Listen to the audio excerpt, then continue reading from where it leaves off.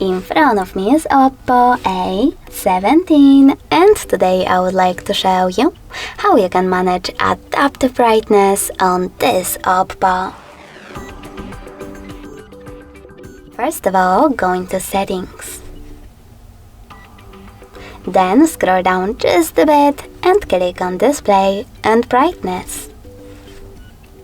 Following that, click on this gray sweater next to Auto Brightness under Brightness slider. And as you can see, after that, Adaptive Brightness is on. In order to turn it off, click on the same now green sweater. You can also go into Tab menu and click on this icon next to Brightness slider. If it's green, that means that Auto Brightness is enabled. You can disable it by tapping on the same icon one more time. Thanks so much for watching. If you enjoyed this video, leave a like, comment and subscribe. Bye!